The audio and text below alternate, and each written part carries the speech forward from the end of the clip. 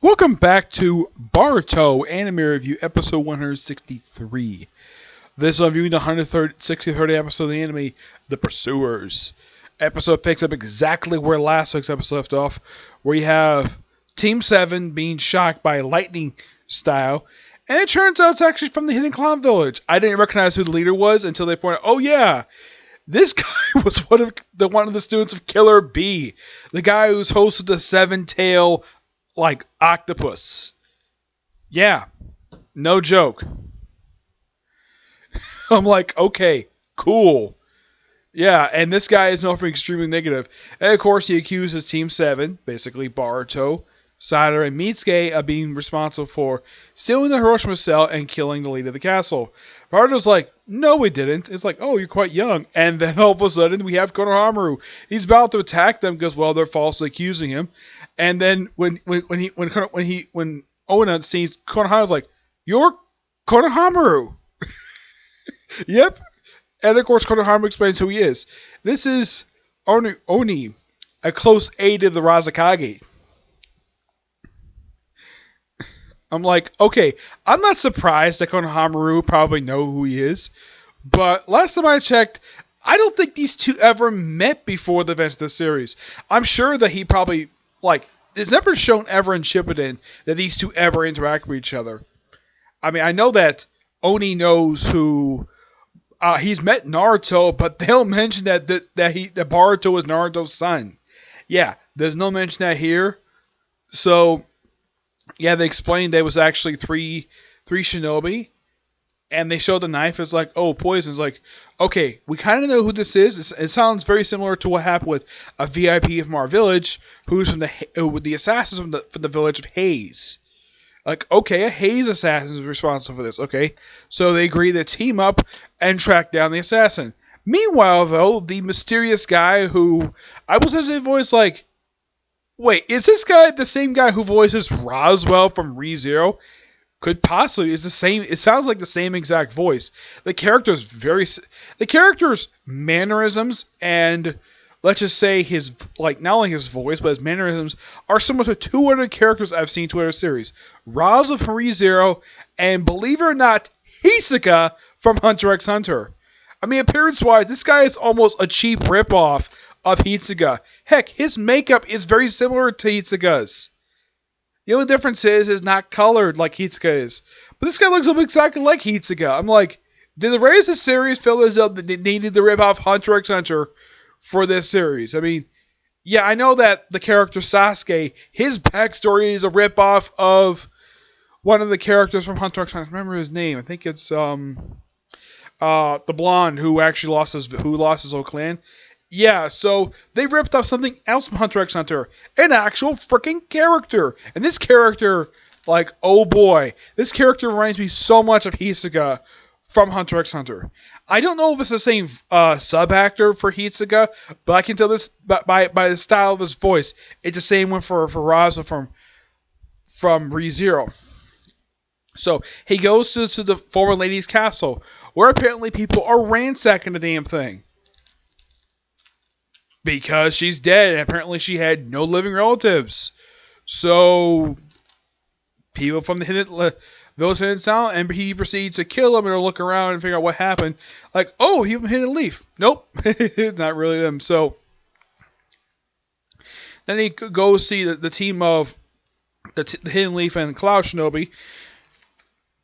And the Cloud Shinobi stay behind while they go pursue the people from Hayes. Oh yeah, and they reveal why one of the brothers is missing.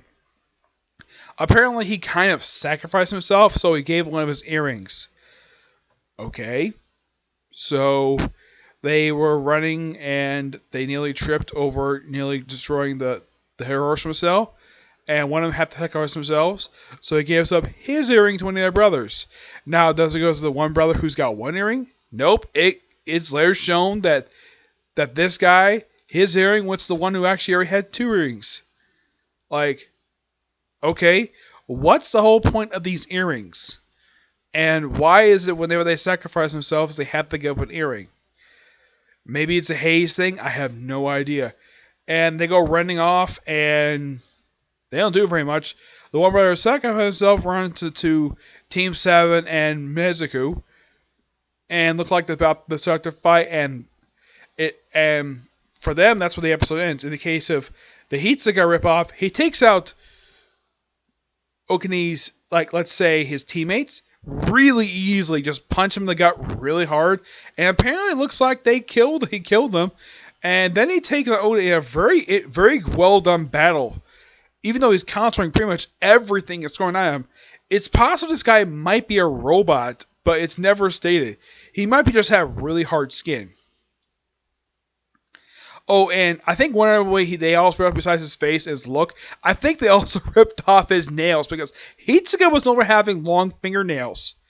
And, like, okay, so let's have another character. Yeah. I'm thinking this character's either ripped off from Hitsuga or he's based upon Hitsuga from Hunter x Hunter.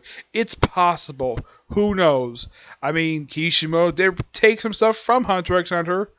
So, my guess is the Boruto writers must thought, okay, let's do the same thing instead of just basically taking character's backstory. Let's just rip off an entire character. Or at least base this character on Hitsuga. Heck, the guy even dresses... Well, the one difference between him and Hitsuga is that Hitsuga didn't show off his belly whenever you see him in his Joker-esque costume he wears. Yeah, where he's wearing that white suit he's not wearing. He never shows off his belly. That's something that from far as I can't think of any character from Hunter x Hunter actually did that. So, that's the only thing this character did not rip off from, at least based from Hitsuga.